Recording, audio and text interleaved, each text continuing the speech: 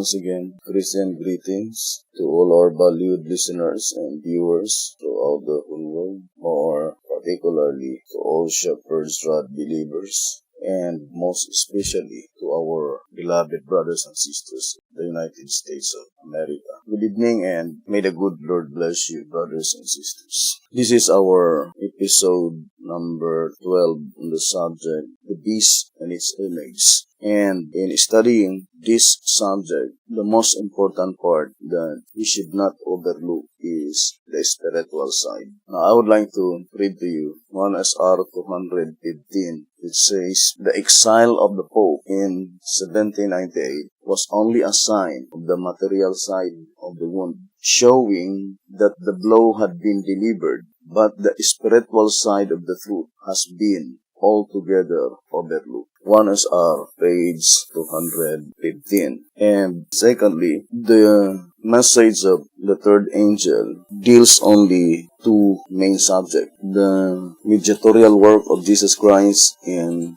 the heavenly sanctuary, and then concerning the beast revelation. Why is it that the message of the third angel is focusing into these two main subjects? I think it can be easily understood that since the plan of redemption, according to SR 187, was revealed through the sanctuary construction and service, to SR 187, it says, in order to make a proper application of the seven seals, we must have a better understanding of the heavenly sanctuary service, its origin, and the object of its existence, as taught by the early sanctuary built by Moses. Hebrews chapter 8 verse 5. In the sanctuary construction and service is revealed the plan of salvation. And the beast revelation cometh from God. It is the chosen medium of God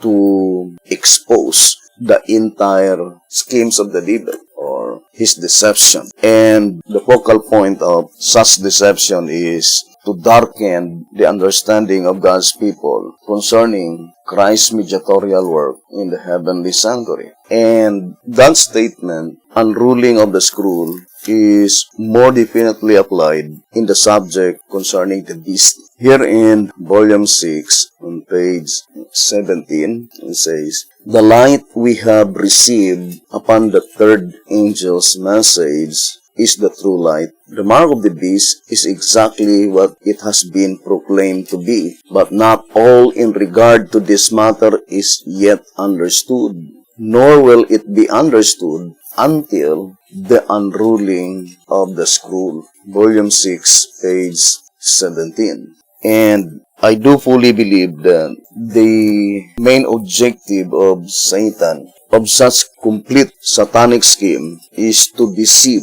the very elect, the 144,000. Now let us read again 1 SR 214. It says here, the intention of the complete satanic scheme is to deceive the whole world.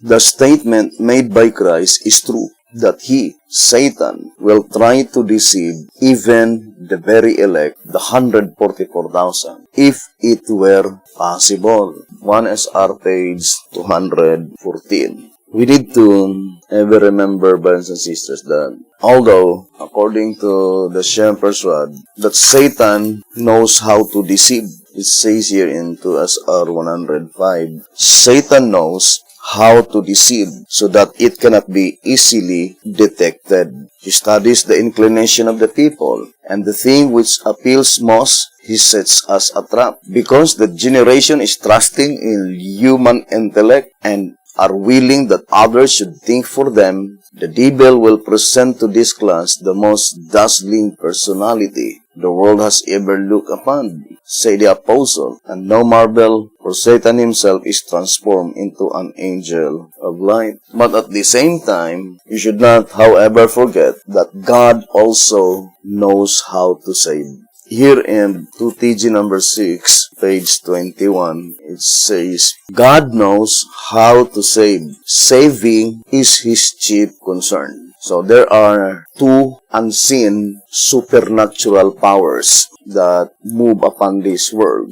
the power of the darkness, this is the power of Satan, and the power of Jesus Christ, brothers and sisters. And that's why B.T. Hotep says in 2SR, on page 70, it says, God's people must learn to detect the voice of the Spirit of Christ as well as the spirit of Satan. When the two clash, the one will strive for obedience to God's word, but the other will excuse the sin and sympathize with the sinner. In this way, Satan gains ground, for the sinner loves his sin. 2SR page 70. Now, remember, according to our reading in 2SR 105, that the deception of Satan is very hard to detect. According to 2SR page 95, it says here, 2SR page 95, a spiritual deception has its beginning from a being other than human. Therefore, the scheme is so cunning that it cannot be discerned by finite observation. This kind of deception can only be recognized under the close scrutiny of the Holy Word of God and by the aid of His Spirit. 2SR page 95.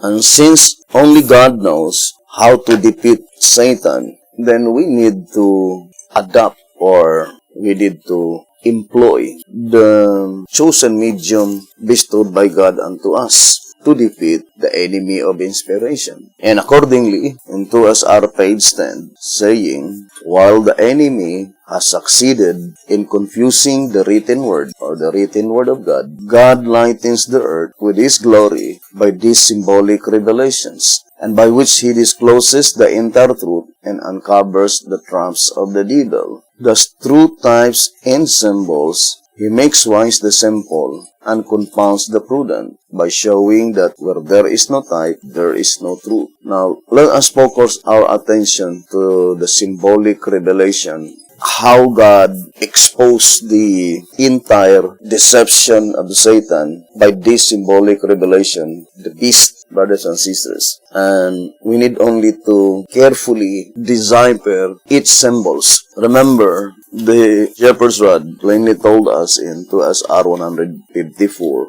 saying, it is of great importance that these things be correctly understood, for by the knowledge of the truth only can God lead His people on to victory. And in 2SR page 194, it says, unless the meaning of every symbol is fittingly explained so that it cannot be contradicted, present truth lesson with special significance derived, the interpretation cannot be dependable, and there can be no truth in it. God does not make vain repetitions, neither would He waste the time of His servants to write them. Therefore, every little symbol has its meaning and reveals a great truth. So, every little symbol, there must be an absolute meaning and reveals a great truth. That admonition given by B.T. Hotep, that in studying the scriptures, we need to observe the grammatical rule. That admonition is even more definitely applied in the subject, the beast. Now, let us read here in 2SR page 117 and 118. It says here, 2SR page 117 and 118. As the explanation of the symbolical prophecy is first understood at this present time, and as such prophecies are only timely revealed, and the lesson derived concerns this present generation, then the prediction is present truth. And then it says, therefore, we must consider the use of the biblical past and present tense. This grammatical rule is followed in the scriptures, and it is one way to recognize present truth. So, that is the admonition, that in studying the beast revelation, grammatical rule must be strictly followed, and it is one way to recognize present truth. Now, let us first gradually apply some divine principles that have been laid down by the shepherd's rod. Now, for example, here in 2SR page 88, saying, where systems and governments do not all exist at the same time, the symbols show their consecutive order. Another factor to be noted that every symbol of the entire procession of the beast point out facts that were to transpire within the period represented by each beast, and not one of them refers to anything in the past, save the hereditary ancestral characteristics. The statement, save the hereditary ancestral characteristics, in that reading, we need to carefully differentiate the period of time by which it is only portraying the hereditary ancestral characteristics, which is, we commonly call it as the groundwork. The statement in track number 5 on page 32 saying the statements which must shortly come to pass, Revelation 1 verse 1, and I will show thee things which must be hereafter, Revelation 4 verse 1, go to say that the revelation is given with the one particular object in view of showing the things lying not behind but ahead of John's time, with reference being made only incidentally to the past in order to lay the necessary foundation upon which to build the future. This statement must be applied to the entire book of Revelation, the 22 chapters, that each subject, there must be groundwork and prophetic main event, or the particular object in view. To the subject, 7 trumpets, 7 seals, and with all others, let us distinctly separate the groundwork and the particular object in view. But in more specific terms, the particular object in view must be pointing to 1844 onwards. Herein to us are on page 191 says, the door he saw opened is the veil between the holy and the most holy, for there is no other that had been kept close. Therefore, the word hereafter in chapter 4 verse 1 means from the time of the vision, pointing forward to 1844. And the same principle with the book of Daniel. The book of Daniel and the book of Revelation, the particular object in view is from 1844 onwards. So, here in the old symbolic code, let us read again, in 3 symbolic code, 8 to 10, page 8, the angel who instructed Daniel declared that the book would be closed until the time of the end. Therefore, in the time of the end, the book must be opened. The word does not say that the book is open either at the beginning or at the close of the time of the end, all at once or a little at a time, but simply in the period of the time of the end. However, history proves that prophecies of Daniel were not all revealed at once, but slowly. The fact that we as yet do not understand the whole book proves that some parts of it are yet closed. Also, the fact that a large part of it is now understood makes it evident that we are living in the time of the end. This time must have begun when the book began to be opened, but if we must declare the beginning of that time in more specific terms, it in a spatial sense began in the year 1844. The time of the end is the period just before the end of the world. 3 symbolic code 8 to 10, page 8. Now, since we will be studying the period or the entire period of the Christian era, I would like to read to you to us our page 85 and page 86. Now it says here, as the same number of horns appear on each succeeding beast, namely the nondescript in Daniel 7 verse 7, the leopard-like on Revelation 13 verse 1, and the scarlet-colored in Revelation 17 verse 3, representing the entire New Testament era. And we know that the New Testament era began in 31 AD, brothers and sisters, or from the crucifixion, right? As stated in track number 2 on page 13. It says here, let us read, so being of brass, the mountains denote that the church which they symbolize is in period number 3. And the fact that there is a third period presupposes 2 preceding periods, making in all 3 great divisions of time. The first from creation to the flood, the second from the flood to the crucifixion of Christ, and the third from the crucifixion to his second coming. It says, the Christian era is therefore the one to which the symbolical mountains of brass apply. Track number 2, page 13. So the Christian era, according to that reading, from the crucifixion that was in 31 AD onwards. So the statement in 2SR, page 85 and page 86, that the entire New Testament era is represented by these three beasts, the nondescript, the leopard-like, and the scarlet-colored, can be easily understood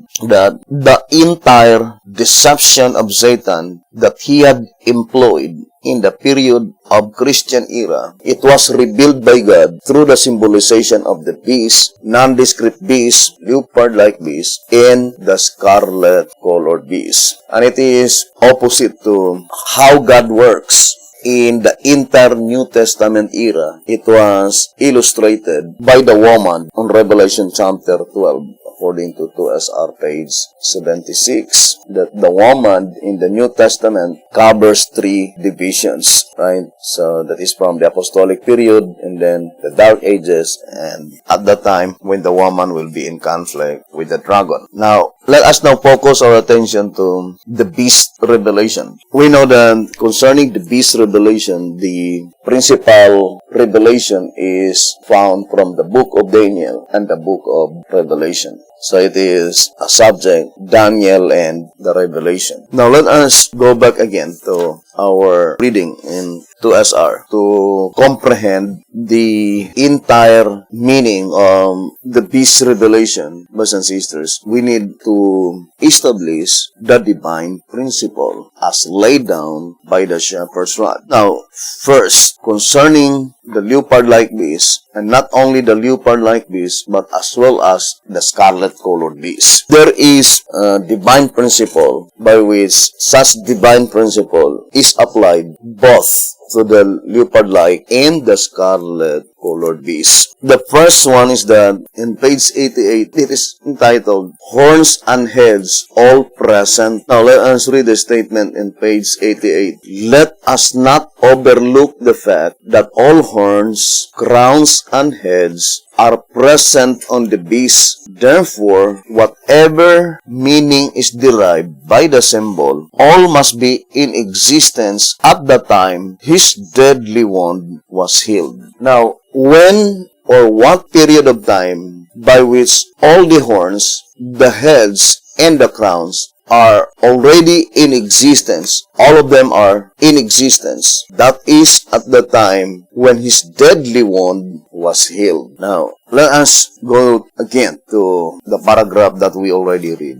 But I would like to read the portion saying, another factor to be noted that every symbol of the entire procession of the beast point out facts that were to transpire within the period represented by each beast, and not one of them refers to anything in the past save the hereditary ancestral characteristics. Now, what is the period represented by each beast? We need to establish first what is the period represented by each beast, brothers and sisters. But just focusing to the nondescript beast, leopard-like beast, and scarlet-colored beast. The period represented by each beast is a period of a universal system. So, we should not forget that, brothers and sisters. The period represented by each beast, the nondescript, the leopard-like, and the scarlet-colored, is a period of a universal system. Now, let us read again the statement in 2SR page 85 and page 86. It says, as the same number of horns appear on each succeeding beast, reading 2SR page 85, namely the nondescript, Daniel 7 verse 7, the leopard-like, Revelation 13 verse 1, the scarlet-colored, Revelation 17 verse 3, representing the entire New Testament era, it is evident by the facts gathered that the number of horns are intended to denote universal, as they are absent from the beast of Revelation 13 verse 11 to 18. It verifies the fact that the tohon beast denotes a local system. Therefore, it is unquestionably clear that the fixed number of horns, 10, are designed to universally symbolize the peoples and governments. Follow the chart on page 84. Inasmuch as the lion, the bear, the four-headed leopard, and the nondescript beast, the symbols of Babylon, Persia, Greece, and Rome, are linked to each other, the unbreakable chain of beasts make it impossible for another universal beast system to intersect their consecutive order. Consequently, the leopard-like beast of Revelation 13, verses 1 to 9 must follow the nondescript beast of Rome. The same principle in the scarlet colored, as read to SR page 112. It says, it is impossible for another universal beast to intersect their unbreakable chain of 5 links. Such an act would be an attempt to overthrow prophecy and history. Therefore, the only period he can possibly represent would be the one after the deadly wound of the leopard-like is healed, becoming a 6th universal beast. Now, in these 2 pages, 2SR page 86 and 2SR 112, the divine principle is that these universal beasts never intersect each other. It is consecutive, and it says unbreakable chain. The statement unbreakable chain, there is no gap, brothers and sisters, that when the period of the other ended, immediately follow the next beast. That's what it means by unbreakable chain. But the thing is that they never overlap each other in reigning as a universal beast. At the time when, for example, historically, the Roman Empire did not begin on 27 BC, brothers and sisters, or neither 63 BC. But the absolute fact is that even in 168 BC, at the time when the Grecian Empire ended, brothers and sisters, it doesn't mean that the Roman Empire did not as yet in existence at that time. But rather, the shepherd's rod is only trying to tell us that although each beast, their existence overlap each other, but concerning the time when such beast became a universal empire, it did not overlap logically, because how could such beast be considered as a universal empire while the other beast is still reigning as a universal empire? For example, the Babylonian Empire from 608 BC to 538 BC. In that period of time, the Medo-Persian Empire already in existence. But the fact is that it did not reign as a universal empire not until in 536 BC, when the kingdom of Babylon ended. So, let us distinctly separate the existence of each beast and to the time when the beast became a universal empire. And that is the focal point of the beast revelation. At the time when such beast became a universal empire, that is the main prophetic event. The time when such beast did not as yet reign as a universal empire, that is the time by which it is called by the shepherd's rod the unfolding process, or another term used by the shepherd's rod, the formation of the beast. Now, let us read 2SR page 86. Let us read the statement. 2SR page 86. It says, since the evidence revealed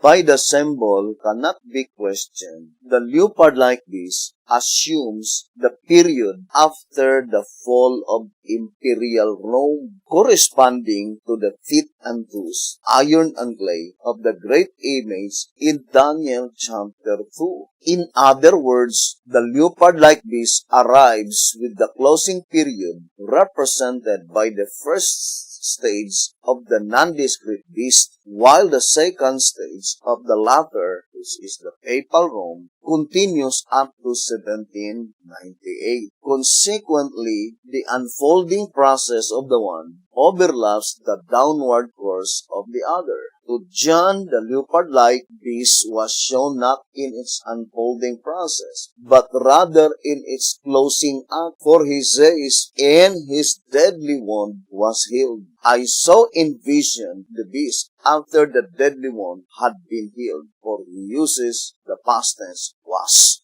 He saw in vision, rather. Now, here the shepherd's rod is definitely telling us that when God gave the vision to John the Beloved, it is already the closing act of the beast. God did not show to John the unfolding process of the beast or the time of the formation of the beast. And for sure, that statement in the Bible in Revelation chapter 1, verse 1, let us read. Revelation chapter 1, verse 1, it says, the revelation of Jesus Christ, which God gave unto him to show unto his servants things which must shortly come to pass. And he sent and signified it by his angel unto his servant John. Now notice here in Revelation chapter 1, verse 1, the first one that had been mentioned is John the Beloved, the pronoun him. The revelation of Jesus Christ which God gave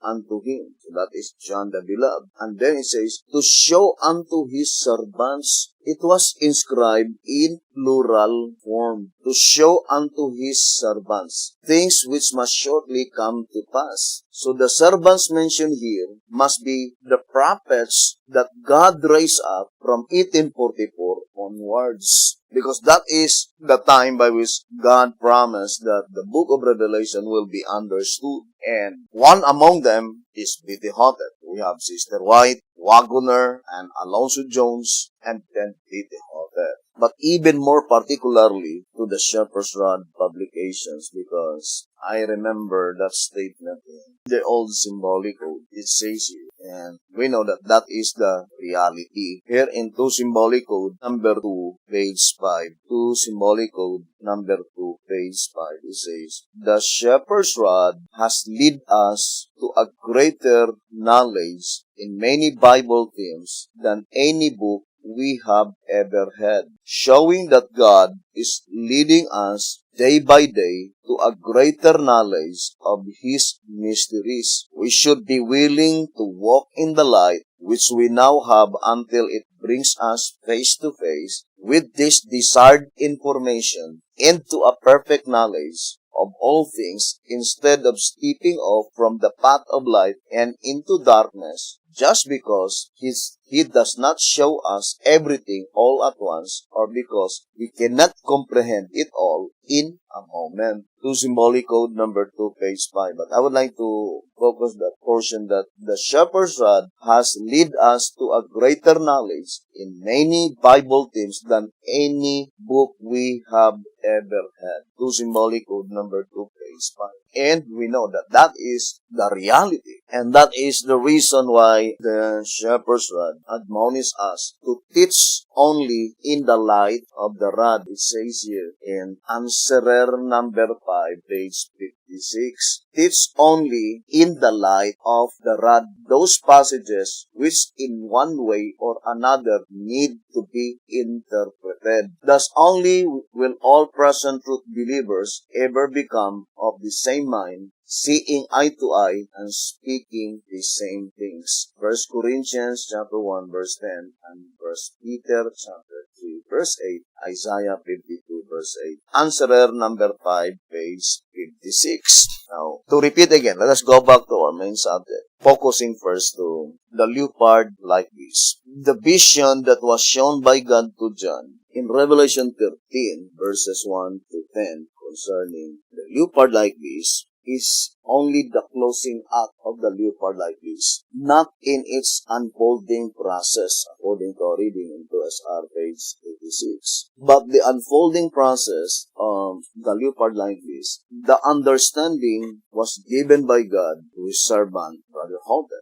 This is the Shepherd's Rod publication, brothers and sisters. Now, we will now be studying the unfolding process and more particularly to the main prophetic event. The main prophetic event is the closing act of the leopard-like beast. Now, for example, I would like to read to you Here in 12 Symbolic Code number 1 on page 9, it says, it can be said that when this association of Isaiah 8 is urged, and we commonly call it as the Assyrian Confederacy, it can be said that when this association of Isaiah 8 is urged, the leopard-like beast of Revelation 13 is about to pass off, and the other period represented by the scarlet-colored beast of Revelation 17 is about to come on the stage of action. With the fall of Assyria, the land of promise is also prepared for God's people to come, and there set up a place for those who are to be called out of Babylon, to come where there are neither sin nor sinners. Those are God's lands. Now, the statement here is very plain in 12 Symbolic Code number 1, page 9, that the scarlet-colored beast of Revelation 17 will not come on the stage of action, not until the period of the leopard-like beast is passed off. Now, the period of the leopard-like beast will pass off at the time when this association, predicted in Isaiah chapter 8, is urged. Now, brothers and sisters, we already read that the period of the leopard-like beast commenced in 1929. But it seems that there is contradiction in 2SR 114 and in 12 Symbolic Code number 1, page 9. No, it is not contradiction, but the period that commenced in 1929 concerning the scarlet-colored beast is the beginning of the unfolding process of the scarlet-colored beast. But it is not the time when the scarlet-colored beast become a universal beast, because at that time, the leopard-like beast is still reigning as a universal beast, brothers and sisters. And we already studied, brothers and sisters, that the divine principle that they will never intersect each other because it is a consecutive order. Now, let us read 2SR 114. It says, the period represented by the scarlet-colored beast commenced in 1929, at which time the deadly one was healed. But his career is not fully developed until the woman shall sit upon his back. So the statement saying, but his career is not fully developed, meaning, but his period being a universal beast did not as yet arrive in 1929. Now, let us focus first to the leopard-like beast, brothers and sisters. The shepherd's rod, I would like to read here in 2TG number 17. Here in 2TG number 17, it says here on page 9, the earth then points to a place away from the sea, and the opposite of what sea stands for, a country made up of inhabitants who have immigrated from elsewhere. The only such country or nation away from the old country and as influential as portrayed in these 2 beasts that arises after the formation of the leopard-like beast in the Protestant period is the United States. Moreover, the United States is already a world power, and so we need not be guessing anymore. Now, here, brothers and sisters, the voice of inspiration says that the 2-horned beast arises after the formation of the leopard-like beast. Or in other words, brothers and sisters, at the time when the 2-horned beast arise, that is the time by which the leopard-like beast is completely formed. It is completely formed, brothers and sisters. Now, since we already knew that the 2-horned beast arises in 1798, brothers and sisters, so it is perfectly corroborating to the statement in 2TG number 17, page 9. Now, let us read in Great Controversy, page 440. The Great Controversy, page 440, it says, what nation of the New World was in 1798 rising into power, giving promise of strength and greatness, and attracting the attention of the world? The application of the symbols admits of no question. One nation, and only one, meets the specifications of this prophecy. It points unmistakably to the United States of America. The Great Controversy 440. Now, in 2SR, I would like to read to you. 2SR page 108, it says, the two-horned beast, as John beheld the vision with intense interest, his attention was directed to another striking object. And I beheld another beast coming up out of the earth, and he had two horns like a lamb, and he spake as a dragon. Revelation 13, verse 11. Just about the time the second and last stage of the nondescript beast was to terminate, another earthly power was to come upon the stage of action. According to the vision, it is wonderful to note how accurate the symbols are, even to their proper time and order. The beast having lamb-like horns, promise of growth, is an unmistakably symbol of a nation, slowly arising as from a small plant to a mighty empire. Lamb-like is descriptive of the government arising in 1776 AD. See the Great Controversy, page 439 to 441. So, brothers and sisters, in 1776 AD, the United States of America is illustrated by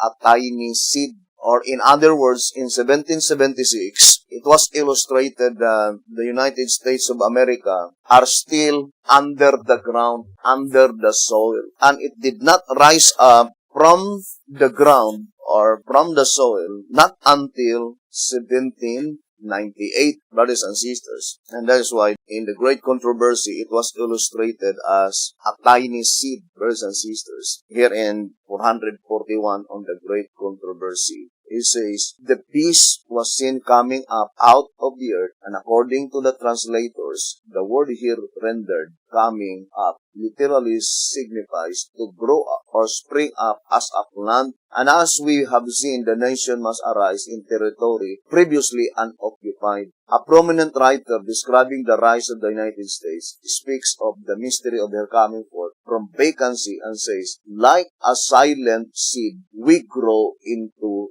empire. The Great Controversy, page 441. But what we are trying to establish is the period of time when the leopard-like beast is already formed. And since the shepherd's rod already told us here in 2TG number 17, on page 9, that it is in the Protestant period. And we know the Protestant period is the period after the Dark Ages. Here in 2TG number 22, page 22, it says, following this came the Protestant period, the period of religious freedom. White thing. So following the Dark Ages came the Protestant period, 2TG 22, page 22. So that was in 1798 that America came out from the ground as a tiny seed and then gradually growing into a mighty plant, become a great and mighty empire, according to the illustration in the spirit of prophecy. Therefore, in 1798, brothers and sisters, that is the formation of the leopard-like beast. But what formation, brothers and sisters? Only pointing to the hereditary ancestral characteristics. Now, let us now gradually prove that in 1798, that is the time by which the leopard-like beast form all the hereditary ancestral characteristics. Or in other words, that is the time that the leopard-like beast completely inherit the of his ancestors. Now, I would like to read 1SR. Here in 1SR, page 212, and let us ponder deeply, brothers and sisters, it says, had the heads come one after another, like the beast of Daniel 7. It is concerning the leopard-like beast. The subject here is the leopard-like beast. Now, let's read again concerning the leopard-like beast. It says, had the heads come one after another, like the beast of Daniel 7, and the little horn after which there were plucked up, it would denote a successive form of systems. since all seven were in existence at the same time, the symbol reveals that all seven systems must rule during the same period. Now, do not forget, brothers and sisters, that when does the leopard-like beast have all of them, the 10 horns, the 10 crowns, and the 7 heads? The answer is at the closing act of the beast at the time when his deadly one was healed. Now let us read to us our page 88. It says, let us not overlook the fact that all horns, crowns, and heads are present on the beast. Therefore, whatever meaning is derived by the symbol, all must be in existence at the time his deadly one was healed. When thus the horns, crowns, and heads, all of them are present on the beast, that is at the time his deadly one was healed. Now, we already read in 2TG 17, page 9, that the formation of the leopard-like beast ended in 1798. Now, the question is, thus in 1798, his deadly one was healed. Therefore, what had been formed in 1798? Only the ancestral or hereditary ancestral characteristics. Now, let us continue reading in 1SR 212. It says, these 7 heads cannot represent anything at any time before the fall of the Roman monarchy. For that which represents what took place before the fall of Rome is symbolized in the composition of the beast, excluding the 7 heads and 10 horns as set forth in the 2nd verse. So here, brothers and sisters, Revelation 13 was not arranged in its proper order. Revelation 13 verse 2 precedes Revelation 13 verse 1. Now let us read Revelation 13 verse 2. It says here, and the beast which I saw was like unto a leopard, and his feet were as the feet of a deer, and his mouth as the mouth of a lion. And the dragon gave him his power and his seat and great authority. Now here in verse 2, it says, John the Beloved never states concerning the 10 horns as well as the 7 heads. Brothers and sisters, if we will be saying that verse 1 is the first one to be fulfilled, then verse 2 is the next fulfillment of this prophetic event, then we'll be saying that after the leopard-like beast obtained the 10 horns and obtained the 7 heads, it was dropped. It was dropped out. But the shepherds had plainly told us here in Jezreel letter number 8 on page 11, brothers and sisters, it says, now since the wounded head, Jezreel letter number 8, page 11, now since the wounded head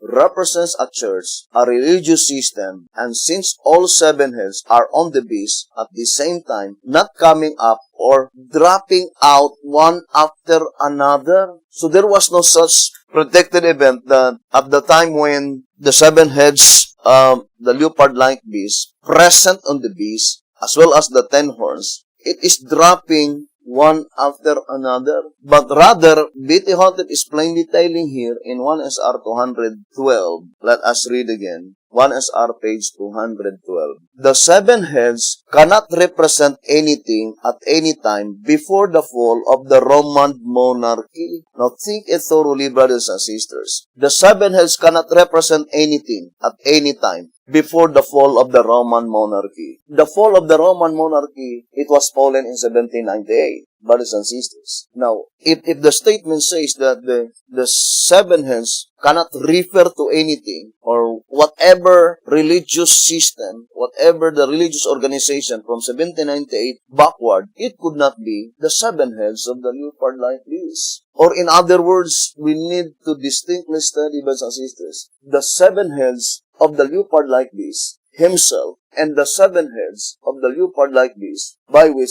it was inherited only from or a hereditary ancestral characteristics. For example, brothers and sisters, the statement, I would like to, the same principle to the scarlet color beast. Here in 2SR page 112, let me read to you. It says, since the scarlet colored is the last in the symbolical procession of beasts, he must possess all the characteristics of his ancestors. The leopard-like beast, he did not possess all. the only thing that the leopard-like beast possess are the four empires, brothers and sisters. But the scarlet-colored beast, he possessed all. And it says, the 10 horns of the nondescript beast, the 7 heads of the leopard-like, and his own unharmed heads, shows that he comes on the stage of action after the deadly one was healed. Now the statement, his own unharmed heads, the same divine principle, let us distinctly separate the time by which the leopard-like beast is only inheriting the 7 heads of the leopard-like, brothers and sisters. But the time when the scarlet-colored beast reign as a universal empire, that is the time by which he no longer inherit the 7 heads of the leopard-like, but rather, that is the time by which the description, his own unharmed 7 heads. Or in other words, on February 11, 1929, when the leopard-like beast, the wounded head was healed, it was inherited in 1929, the time by which the scarlet-colored beast assumed the period of the leopard-like. The same divine principle, when the leopard-like beast assumed the period of the first stage of the nondescript beast, brothers and sisters. And that is the time by which they were inheriting the hereditary ancestral characteristics. Now here, let us go back again. In 1SR page 212, it says, the 7 heads, 1SR 212. So we need to study closely. What are the 7 heads of the leopard-like beast, which is the main prophetic event by which the 7 heads of the leopard-like exist the same period of time. But the 7 heads by which inherited by the leopard-like from his ancestors, it is consecutive order. It did not exist the same period of time, as illustrated in 2SR page 107. Now, let us read here in 2SR page 107. 2SR page 107. It would have been unwise and useless to devise this prophetic beast if the symbols would fail to reveal Protestantism as they do Catholicism. Before the 1,260 years ended in 1798, the 4 Protestant denominations were already in existence, namely the Lutheran, the Presbyterian, Methodist, and Christian, or it is called Baptist. But after 1798 came the First-day Adventists, and the Seventh-day Adventist from 1844 to 1929 completed his 7 heads. So it is consecutive order because the 4 Protestant denominations did not exist the same period of time. Lutheran, Presbyterian, Methodist, and Christian, and also the First-day Adventist, and also the Seventh-day Adventist. So that is not the main prophetic event concerning the leopard-like beast. Because the main prophetic event of the leopard-like beast, brothers and sisters, is that is the closing act of the leopard-like beast. And in that closing act of the leopard-like beast, all 7 exist the same period of time. The statement exists the same period of time can be easily understood that that system, when it is established, when it is formulated, the 7 heads, they are the entire constituent of that system. They are the one who formulated that system. That is why it exists the same period of time. Unlike with the period when the leopard-like beast is inheriting, assuming the period of the nondescript beast first stage. Now let us read, and I do fully believe that we understand the word assume. Now here in 2SR page 86, let us read again the statement. The leopard-like beast arises out of the sea in the same manner as the 4 beasts before it. Daniel 7 verse 3. Therefore, the beast of Revelation 13 verses 1 to 9 is created from the result of war and commotion among the nations in the same manner as Babylon, Medo-Persia, Grecia, and Rome. Since the evidence revealed by the symbol cannot be questioned, the leopard-like beast assumes the period after the fall of Imperial Rome, corresponding to the feet and toes, iron and clay of the great image in Daniel 2.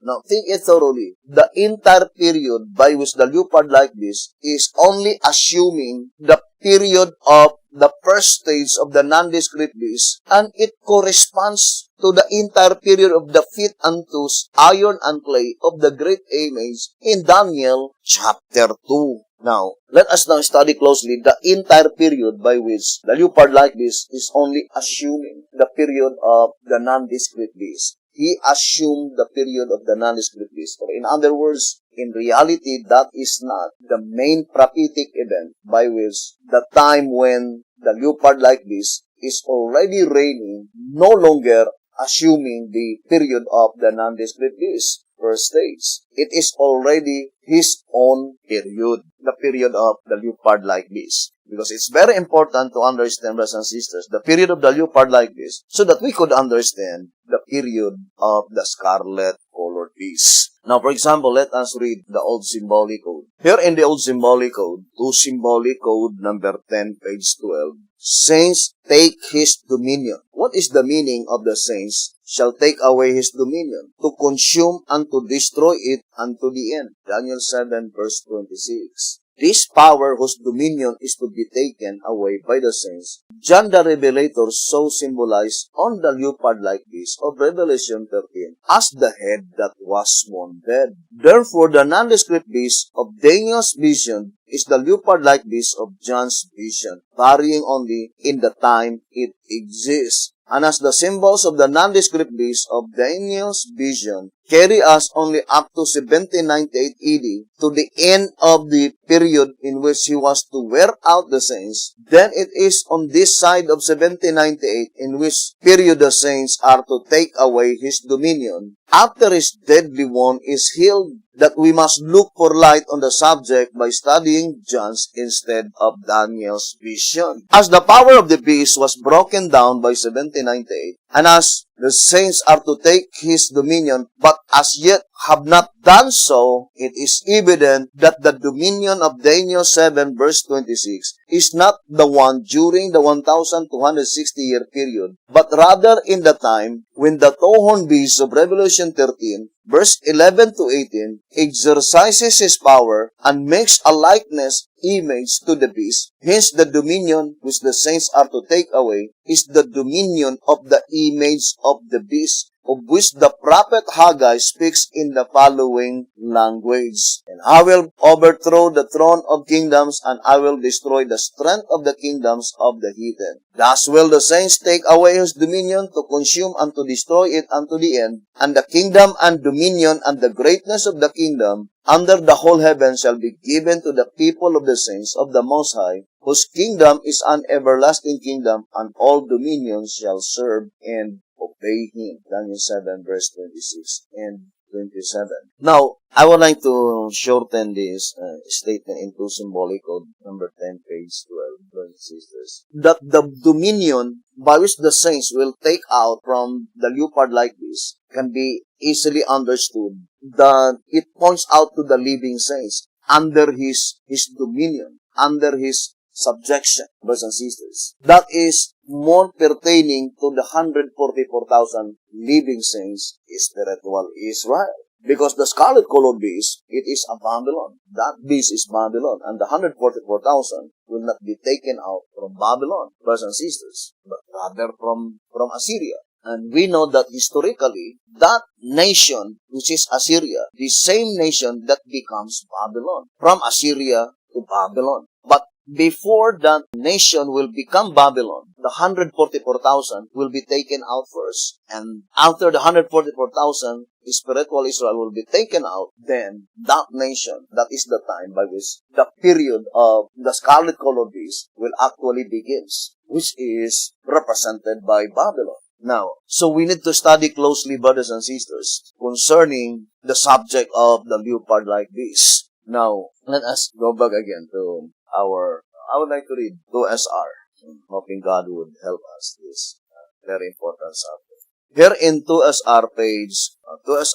112, it says, it is concerning the scarlet-colored beast. Therefore, if this beast represents our world at the present time, would it not be unwise on the part of God if He should have neglected to foresee the present-day multiplicity of sects and the great confusion among Christendom, if the symbols by this beast fail to reveal the true condition of the churches? As the nondescript beast tells the fall of the church in the period he represents, so must the scarlet-colored. In fact, this is the principal reason why these prophetic beasts are presented. Now, to repeat again, brothers and sisters, 2SR 112, that paragraph is very, very important, brothers and sisters, that we need to study over and over again.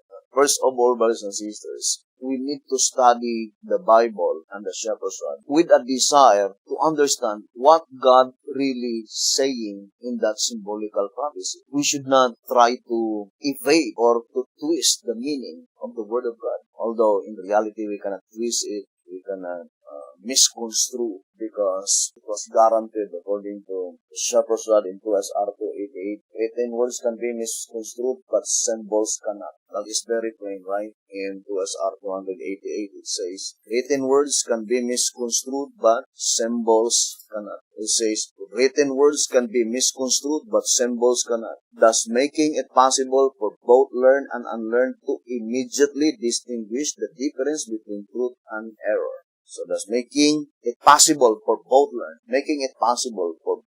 and unlearned to immediately distinguish the difference between truth and error through symbols. Written words can be easily misconstrued by the devil, but he will have a hard time to twist the meaning of the symbols. In 1SR 124, it says, the picture tells the story. Symbols do not lie. Now, let us now study closely the symbolization of the leopard like beast, brothers and sisters. Now, I would like to read 2SR, page 87, which says, of the beast having 7 heads and 10 horns, and upon his horns 10 crowns, John says, and I saw one of his heads as it were wounded to death. The wounded head represents the papacy, wounded by Martin Luther, which was originally symbolized by the horn head of the nondescript beast, showing only the papal power and their authority. Now, I would like to quote some statement using the word originally. Now, for example, herein, 2SR page 79 and page 80. In reality, the 12 stars on the woman's crown originally represented the 12 patriarchs. Later, the 12 tribes of fleshly Israel. After that, the 12 apostles. And last, the 12 tribes of spiritual Israel. 144,000. Thus, again, it proves number 4 to be an important number, and that by the woman, these 4 periods are represented. So the word originally, brothers and sisters, pointing to the primary application. In tract number 14, here in tract number 14, on page 6, it says, all of these counterparts then are but another scriptural intimation and confirmation of the age-old truth that history repeats itself, and on a much broader scale than in the original. Tract number 14, page 6. So in this reading, the word original is applied to the primary application. Now, let us now distinctly separate the wounded head, which is the original, the type, and the wounded head, which is the particular object in view, brothers and sisters. And we explained that several times according to answerer number 3. It is really very important that we need to repeat it again and again. That according to answerer number 3, on page 45, saying, let us read the statement given by the Shepherd's Rod. It says, accordingly, the medieval union of secular and ecclesiastical powers in the Roman Church gives the key to the interpretation of both the horn and the head, proving that the head which was wounded unto death is figurative of the ecclesiastical part only. For on the leopard-like beast, Rome is not represented by either a wounded horn or horn head, but by a wounded head only, which shows that the blow affected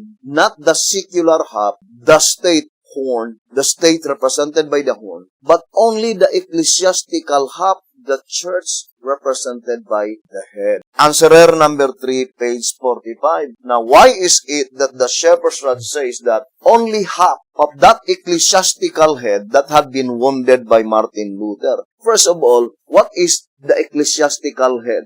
It is called monosectarian. Now, let us read the statement. Here in 2SR page 114, it says, the nondescript beast has only one horn head, a symbol of a monosectarian system. So, the ecclesiastical head on the nondescript beast, little horn head, is a monosectarian system. And in that monosectarian system, only half had been wounded by Martin Luther. That monosectarian system, we know that that is a religious system, is founded in two fundamental doctrines. And that is immortality of the soul and the Sunday observance, brothers and sisters. Now, let us read now, page 57 and page 58 in the Great Controversy. It says, the advancing centuries witnessed a constant increase of error in the doctrines put forth from Rome.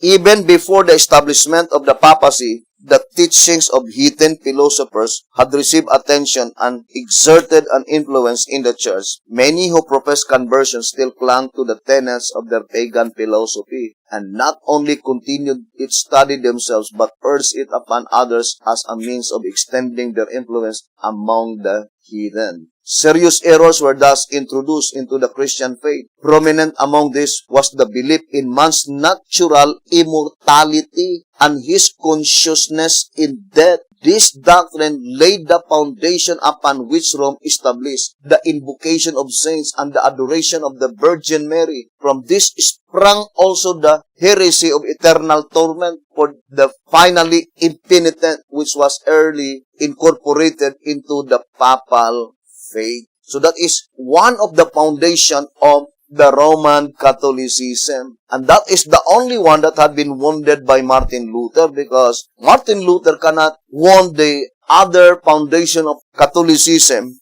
which is the Sunday observance, because he himself is still a Sunday keeper. Or in other words, he has no knowledge concerning Sunday observance. Now, here in the Great Controversy 548 and 549, it says, the theory of the immortality of the soul, the Great Controversy 548 and 549. The theory of the immortality of the soul was one of those false doctrines that Rome, borrowing from paganism, incorporated into the religion of Christendom. Martin Luther classed it with the monstrous fables that form a part of the Roman dunghill of decretals. Commenting on the words of Solomon in Ecclesiastes that the dead know not anything, the reformer says, another place proving that the dead have no feeling. There is, saith he, no duty, no science, no knowledge, no wisdom there.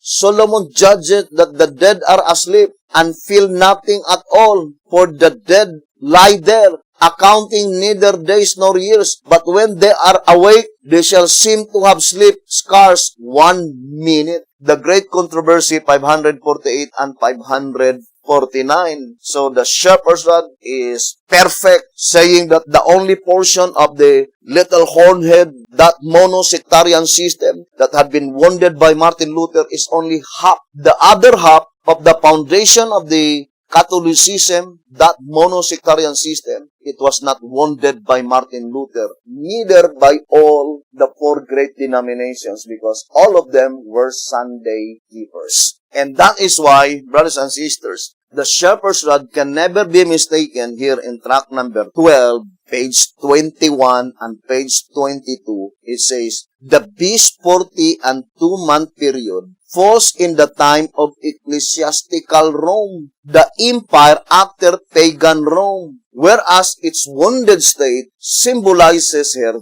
during the Protestant period. And we know that the Protestant period began in 1799. So let us read again 2TG 22. Here in 2TG number 22, on page 21 and page 22, it says, this symbolical prophecy is seen to corroborate history. It points out that the Christian church at first suffered martyrdom, shown by the color red. Then followed the dark ages of religion when the church was in captivity, represented by color black. Following this came the Protestant period. The Protestant period began after the Dark Ages. That is the period of religious freedom, represented by the white hymn. 2TG22, page 21 and page 22. Now the shepherd's rod made it so plain, brothers and sisters, that the leopard-like beast wounded state is in the Protestant period. The wounded state of the leopard-like beast is in the Protestant period. Therefore, the illustration of the leopard-like beast, while it is portraying concerning the nondescript beast, little horned head, we should not, however, forget that the leopard-like beast has its own symbolization. The symbolization that we are portraying pertaining to the nondescript beast, little hornhead, that is not the particular object in view of the leopard-like beast. It is very important to understand, because how could you be able to understand, brothers and sisters, the image of the beast? By which the image of the beast is pointing to the leopard-like beast pre-wounded state.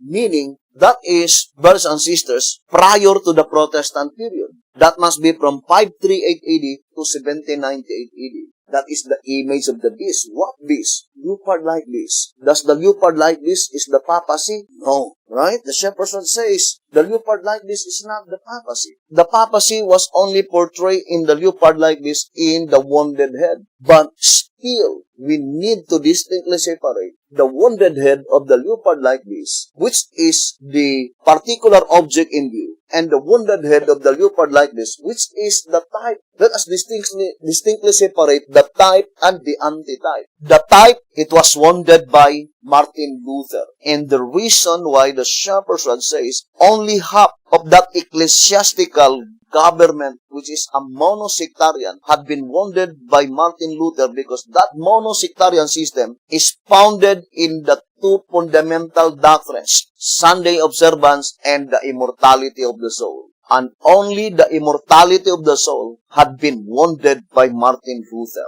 not the Sunday observance. Now, brothers and sisters, in track number 8, let us read track number 8 on page 59. It says here, track number 8, page 59. The 5 smooth stones in David's bag, with one of which he slew Goliath, typify the 5-fold power in the antitypical shepherd's bag.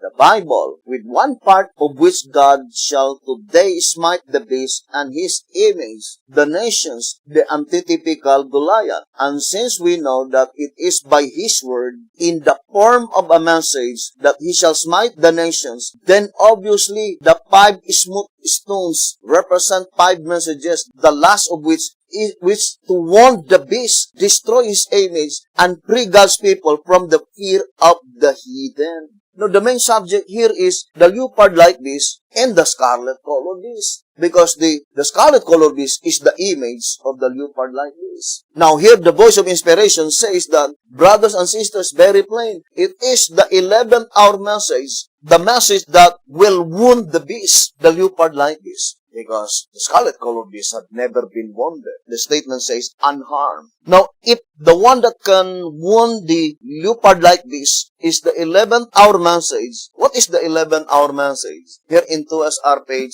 230 and 231, let us read the statement. It says, what is the message? The 11th hour message is none other than Revelation 18, the loud cry of the third angel. 2SR 230 and 231. And I think every Davidian know the historical event that in 1888, supposed to be, that is the time by which God will send the 11th hour message. But it was muffled because 98% of the Seventh-day Adventists rejected the message. Therefore, God withdrew. But the fact is that they have the glimmering of that message of the 11th hour. And that is why Sister White and P.T. Hunter in 2SR 277 called the message in 1888 as the most precious message delivered by Alonzo Jones and Waggoner. The most precious message. And historically, in 1888, that is the time by which the National Sunday Law had been introduced in the 50th Congress in the United States of America. Now let me read to you. It says here, this pamphlet is a report of an argument made upon the National Sunday Bill introduced by Senator Blair in the 50th Congress. It is not, however, exactly the argument that was made before the Senate committee, as there were so many interruptions in the course of my speech that it was impossible to make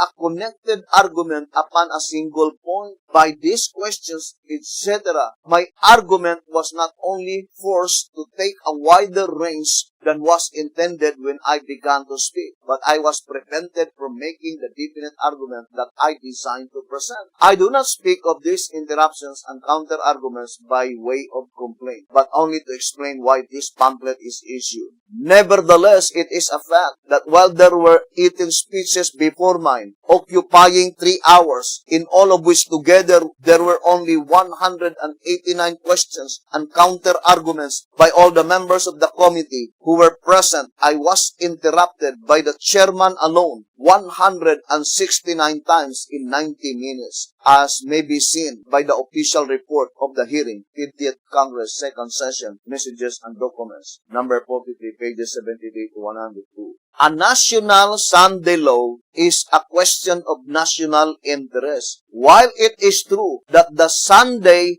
Rest Bill did not become a law, the legislation having died with the expiration of the 50th Congress, it is also true that those who work for the introduction and passage of that bill are now laying plans to have another national Sunday bill introduced as soon as possible in the 51st Congress, and will do all in their power to secure its enactment into law. That is very plain, brothers and sisters, according to this reading. Now, let us now ponder deeply. Therefore, the other half of that mono-sectarian system, it was wounded by Alonzo Jones. It was predicted beforehand that it is the 11th hour message that will wound the beast, the leopard like this. And what is the 11th hour message? 2SR 230 and 231, Revelation 18:1, the loud cry of the third angel. Although in 1888, the loud cry, it was muffled, brothers and sisters, it had been silenced because of their attitude. 98% of the Seventh-day Adventist Church rejected the message. But the fact is, at that time, when the National Sunday Bill was introduced, the other foundation of the monosectarian system, it was not only wounded. The description says the bill died out, brothers and sisters, on the 50th Congress. So what the shepherds are teaching is perfect, that the wounded state of the leopard like beast, brothers and sisters, is in the Protestant period. The other half of the monosectarian system, which was not wounded by Martin Luther. Now, this is now the question. What had been healed in February 11, 1929? Is it the wounded part, wounded by Martin Luther? Or is it the wounded part that wounded by Alonzo Jones? Think it thoroughly. As far as the history is thus concerned, brothers and sisters, February 11, 1929, it is pointing to Italy, Europe. Therefore, the one that had been healed in February 11, 1929, it is the wounded head, the little horn head on the nondescript list, and not the wounded head of the leopard like this, the particular object in view, brothers and sisters. Now, let us read 1SR. Here in 1SR, page 209, it says, "And I saw one of his heads as it were wounded to death, and his deadly wound was healed. And all the world wondered after the beast," Revelation 13, verse 3. It is generally understood among Seventh-day Adventists that since the Italian government granted civil power to the Pope on the 11th day of February 1929 to be the event of the prophetic fulfillment, we shall grant that the interpretation is correct. and the deadly wound has been healed. 1 SR page 209. So the statement, brethren, is very plain. The one that had been healed in February 11, 1929, brothers and sisters, it is the wounded head of the nondescript beast, wounded by Martin Luther, because it points out to Italy, not to the United States of America. The other wounded head, it was wounded not in Europe, but in the United States of America by Alonzo Jones. So we need to study closely when was the exact period of time by which the wounded head of the leopard-like beast, by which it was wounded in the Protestant period, brothers and sisters, in 1888, was healed. Now, I would like to focus first to this portion in 2SR in page 155. So, brothers and sisters, more particularly to all shepherds and believers, let us study this subject, the leopard-like beast, in a very serious manner, brothers and sisters, because we need to comprehend and to be profited by the things that God intended us to understand. Now, here in 2SR page 155, I would like to read. The destruction is alike of both beast and woman. So concerning the nondescript beast and the woman, it says the destruction of both beast and woman, or the shepherd's rod is plainly telling that the nondescript beast on Daniel chapter 7, it is the woman in the book of Revelation. Now let us read. I would like to begin first this reading. Thus the destruction of the original, the nondescript beast, is a prophecy of the destruction of the woman. So, the original is the nondescript beast, meaning the type. The destruction of the original, the nondescript beast, is a prophecy of the destruction of the woman. And the destruction of the one is the destruction of the other. And at this time, to repeat again, let us distinctly separate the spiritual side and the material side. For example, on the nondescript beast, the material side is pointing in August 11, 1799, when General Bercher, through the command of Napoleon Bonaparte, captured Pope Pius VI and put into prison into Valence, France. That is the material side. The spiritual side is, it points out to Martin Luther and the Protestantism. And the shepherd's rod admonishes us that we should not overlook the spiritual side. Concerning the destruction of the beast and the destruction of the woman, no, we are not after really concerning the destruction of the beast and the woman, concerning the material side, because at that time, the patient already closed. But we need to study closely the destruction of the beast and the woman on that spiritual side, not on the material side. Now, I would like to read again the statement here. Remember, the shepherd's rod says that the beast is the type, the original, the woman is the antitype. The beast, the nondescript beast on Daniel 7, it is the woman, the book of Revelation. Therefore, the beast is a prophecy, the woman is the revelation. Right? Now, let us read 161 in 2SR 161. The head of the nondescript beast of Daniel 7 in the burning fire with the woman, as depicted in the chart, represents the same event. The beast is a prophecy, and the woman is the revelation of that prophecy. Now, let us read again, 2SR 161. The head of the nondescript beast, meaning the one who established that system. What system? Monosectarian system. The head of the nondescript beast of Daniel 7 in the burning fire with the woman, as depicted in the chart, represents the same event. The beast is a prophecy, and the woman is the revelation of that prophecy. Now, let us go back to 2SR page 155. 2SR page 155. It says here, the destruction is alike of both beast and woman. Furthermore, it is the period under the symbol of the woman riding on the beast that makes an image of the leopard-like in the first stage before wounded, or of the nondescript beast in his second stage, for the 1,260-year period was represented by both beasts. The image is a false religion internationally set up. Now, ponder deeply, brothers and sisters, this reading. When does, first, who makes the image? The two-horned beast. Do not forget that it is the two-horned beast that makes the image. Now, let us read the great controversy. Page 445. The third angel's warning is, if any man worship the beast and his image, and receive his mark in his forehead or in his hand, the same shall drink of the wine of the wrath of God. The beast mentioned in this message, whose worship is enforced by the two-horned beast, is the first, the leopard-like beast of Revelation 13. And it says, the papacy. The image to the beast represents that form of apostate Protestantism which will be developed when the Protestant churches shall seek the aid of the civil power for the enforcement of their dogmas. The mark of the beast still remains to be defined. What is the difference between the image of the beast and the image to the beast? The image of the beast is secular. The image to the beast is ecclesiastical. Now, for example, I would like to read to you Story of Redemption. Story of Redemption, page 381. The beast and its image. By this first beast is represented the Roman Church, an ecclesiastical body clothed with civil power, having authority to punish all dissenters. The image to the beast represents another religious body clothed with similar powers. What is the image to the beast? Represents another religious body. The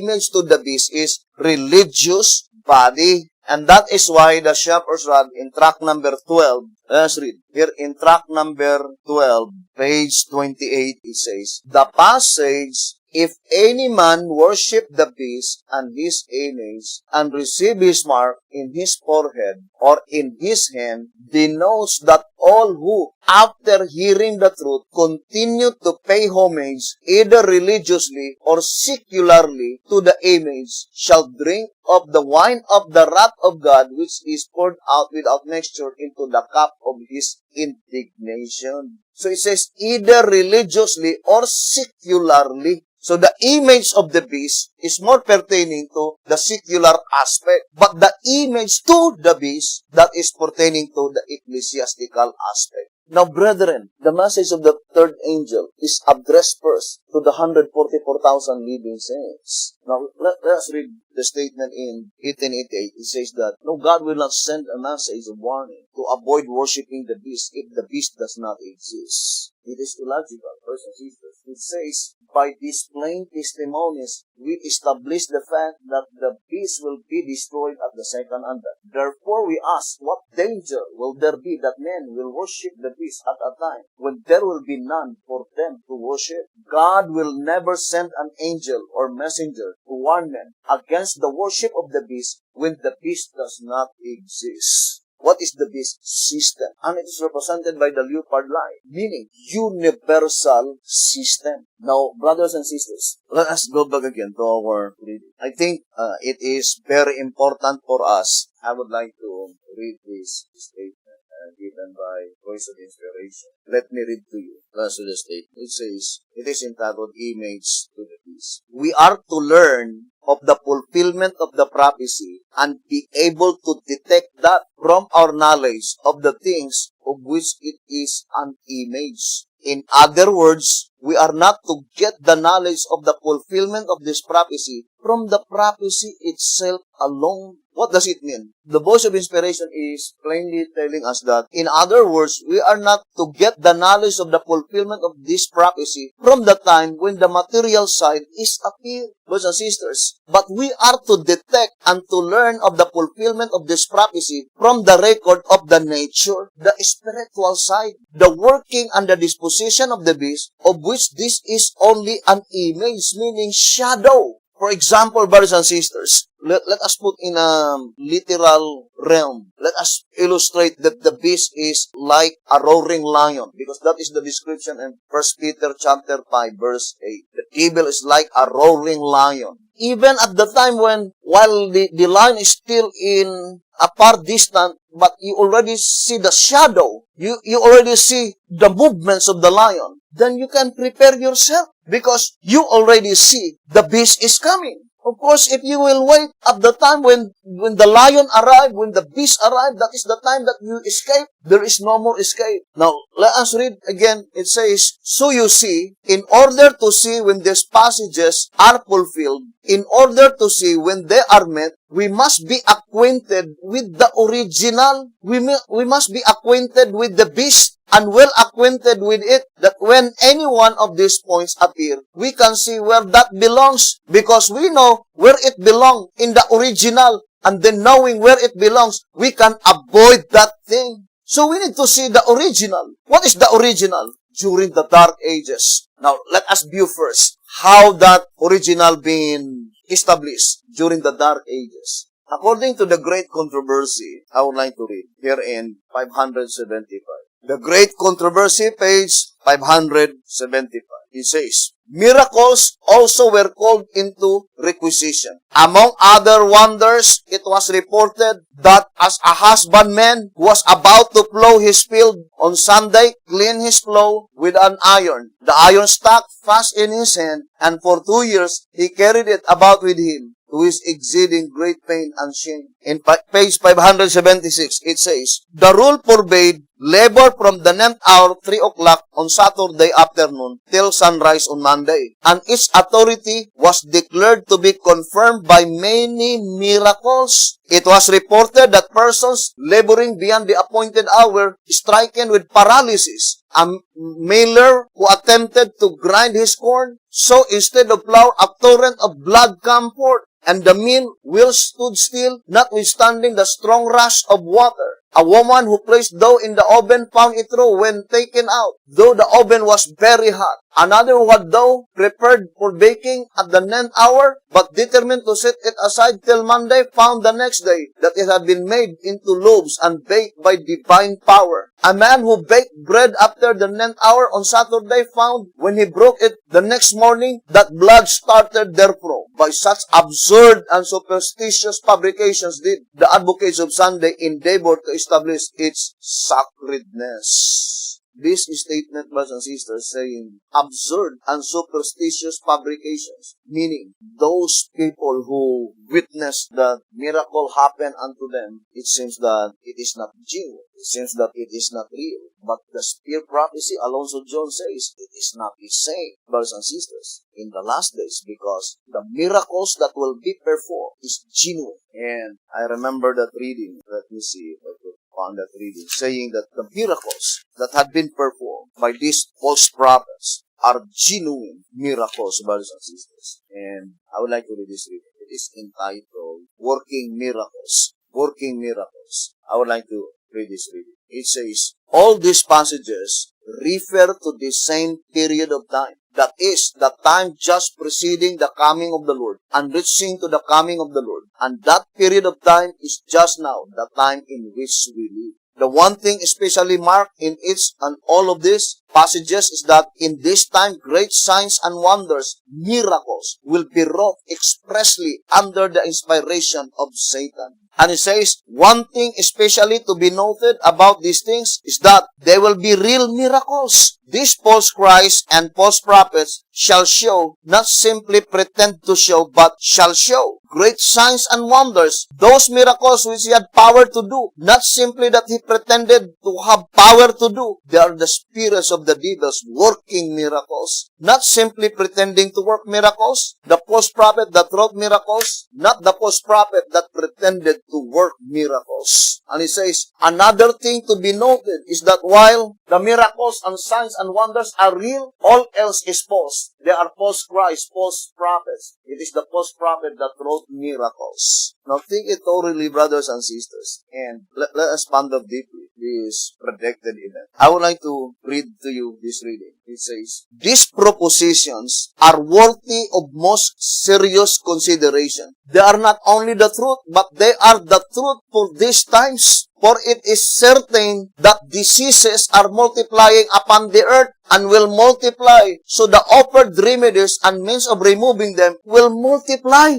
And as we have stated before in these columns, this is one of the chief things employed by Satan in getting power over the people in his war against the church of God. So the predicted miracles that will be performed by the false prophets is to cure the maladies and the diseases of the people. It is not a miracle, unlike during the Dark Ages, that it is highly fabricated. But these miracles are real and genuine. Why is it that they could be able to heal the people? Because the power that they had is the power of Satan. And the one who gave the disease is Satan himself. Now let us read the great controversy. The great controversy on page 588 and 589. While appearing to the children of men as a great physician who can heal all their maladies, he will bring disease and disaster until populous cities are reduced to ruin and desolation. Or in other words, Sister White is plainly telling that the people did not know that Satan is the one who brings this disease, and he is the one also who will heal all their maladies. Not knowing that millions and thousands already died because of that disease that had been produced by Satan. And it says, even now he is at work in accident and calamities by sea and by land, in great conflagrations, in first tornadoes and terrific hailstorms, in tempests, floods, cyclones, tidal waves, and earthquakes in every place and in 1,000 forms. Satan is exercising his power. He sweeps away the ripening harvest, and famine and distress follow. He imparts to the air. I think this part is very prominent. He imparts to the air a deadly taint, and thousands perish by the pestilence. Would you think the coronavirus that had been spread throughout the whole world, could that be the fulfillment of this predicted event? We need to be watchful, brothers and sisters, because we are really nearing the end of time. The voice of inspiration says, Satan imparts to the air. So this poison, deadly thing, Satan imparts it to the air. And thousands perish by this pestilence. These visitations are to become more and more frequent and disastrous. Destruction will be upon both men and beasts. The great controversy 588 and 589. Now let us go back again to our subject, brothers and sisters. I would like to read this portion saying, it says, is it so? I would like to read this straight. Is it so, then, that with you it is a settled thing that the keeping of the commandments of God and the faith of Jesus is a miracle greater than all other miracles? If so, you will be in no danger of being deceived by a miracle or any number of miracles. But if not, you are in danger of being deceived by the first astonishing thing that occurs to your sight. How do you know that such miracle cometh from God, according to the voice of inspiration? It is easy. The miracles that Jesus Christ performed, He cured the diseases of the people in order that they could be able to obey God's commandment, brothers and sisters. But if such miracle, brothers and sisters, it leads only to disobey God's commandments, then that miracle can never be of God. Now here in this portion, I would like to read. It says, to employ means that are contrary to the commandments of God in order to get rid of disease that can be removed by conformity to the commandments of God is plainly disloyalty to the commandments of God. And it says, to resort to a miracle that is wrought by a power that is contrary to the commandments of God in order to obtain relief from a disease that can be removed only by a miracle in conformity with the commandments of God is plainly to God. To employ means that are contrary to the commandments of God and that bring the individual under a power from which nothing but a miracle of the power and grace of God can deliver him in order to be rid of disease, even by a miracle, is plainly disloyalty to God. Now, although I do not know on the other places of the globe, brothers and sisters, but as I observe here in our country, the consequence of this disease, coronavirus, there are many, if not all, many Sabbath keepers no longer worshiping the Lord during the Sabbath day because of the executive order. No longer allowed, no longer permitted to gather together because of the fear that the virus might spread. Now, in that occurrences, we can easily discern that it is a shadow. It is a shadow, brothers and sisters, of that system that you could no longer worship God. To avoid you to worship God, to avoid you to gather together. The greatest possibility that the prediction of Sister White in the great controversy 589 is fulfilling now in our days, this very year. That it is Satan who spread into the air a deadly taint, a deadly poison, that the disease, such pestilence, thousands have been died throughout the whole world. Although we are so thankful that the Lord protect us here, brothers and sisters, in the very place by which we are now proclaiming this message. The statement, brethren, in volume 5, saying that the Sunday movement are canceling the true issue. Here in volume 5, page 452. Let us read the statement here. Volume 5, page 452. While men are sleeping, Satan is actively arranging matters so that the Lord's people may not have mercy or justice. The Sunday movement is now making its way in darkness. The leaders are canceling the true issue, and many who unite in the movement do not themselves see whither the undercurrent is tending. Its professions are mild and apparently Christian, but when it shall speak, it will reveal the spirit of the dragon. Now, in symbolic code, 13 symbolic code, let's read the statement. It says here, 13 symbolic code, number 3 and 4, page 10. All those who are not expecting the confederacy, but instead are expecting next the reassertion of Roman Church supremacy or the battle of Armageddon or something else, are going to fall into this snare, for it will appear to them harmless and perhaps even a good thing, but it will beat their trap. Now, I would like to read again, 13 symbolic of 3 and 4, page 10. All those who are not expecting the confederacy, but instead are expecting next the reassertion of Roman Church supremacy or the battle of Armageddon or something else, are going to fall into this snare, for it will appear to them harmless and perhaps even a good thing, but it will be their trap. For example, that predicted event that the agents of Satan will cure the disease and the maladies of the people by which they were suffering. And according to the voice of inspiration, the whole world is suffering a disease by which there is no remedy. Would you think it is not a good thing, brothers and sisters, that the false prophets will perform miracles and heal all the maladies of the people? That is a good thing. And here in our country, when the government decided a lockdown, would you think it is not a good thing that the government will be supporting foods to the daily consumption of the people? That is a good thing. But what if the time by which if we will not obey their order, they will no longer support us? Then for sure, you can immediately discern these occurrences is the predicted event.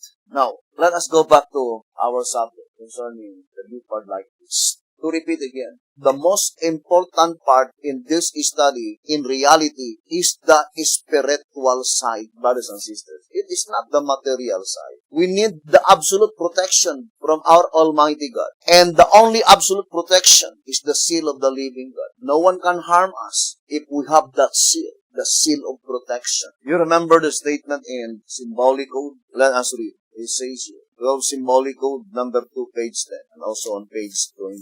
It says, when God places His seal upon the 144,000, then nobody can hurt them. Do you see then that the winds were held by the angels because the servants of God were not as yet sealed under special protection? What is the winds? The winds points out to the law. When that bill did not yet become a law, the winds did not as yet exist. When the Bible says, hold the winds, meaning it points out that the winds are already in existence, because God will not command the angel to hold the winds if there is no winds. The winds represent the mark of the beast system. Brothers and sisters, that is the mark of the beast system. Or in other words, the winds must be pointing to that bill that became a law. That there is a divine command from God that that law will not be implemented not until the 144,000 are completely sealed. And that law was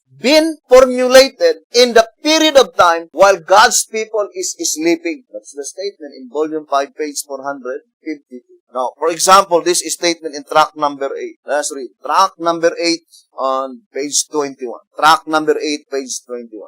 I saw 4 angels standing on the 4 corners of the earth, at the time of the sealing of the 144,000. Now, when does the four angels standing on the four corners of the earth? At the time of the sealing of the 144,000. I would like to read to you the vision of Sister White in early writings. In early writings, page 38, it says, let us read the two paragraphs. Early writings on page 38. I saw four angels who had a work to do on the earth and were on their way to accomplish it. Jesus was clothed with priestly garments. He gazed in pity on the remnant, then raised his hands, and with a voice of deep pity cried, my blood, Father, my blood, my blood, my blood. Then I saw an exceeding bright light come from God, who sat upon the great white throne, and was shed all about Jesus.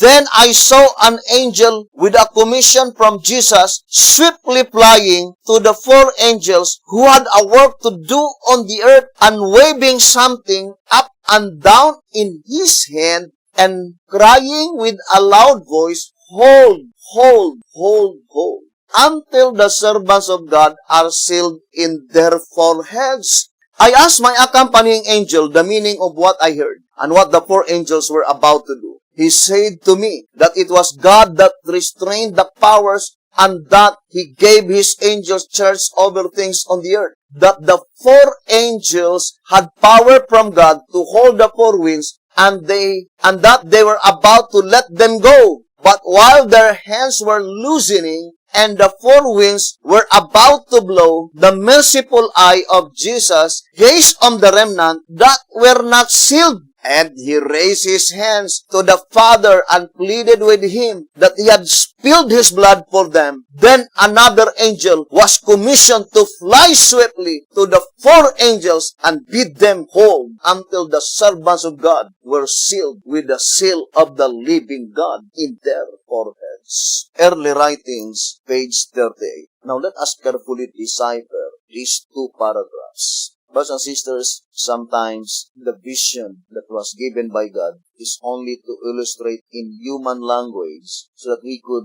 see the importance of the occurrences. Now let us ponder deeply in this reading and early writings, page 38. First, Sister White says that she saw God the Father sitting on the great white throne. What does it mean when God the Father will sit on the great white throne? In the Bible, where we could find that great white throne. That is in Revelation 20, right? Here in Revelation chapter 20.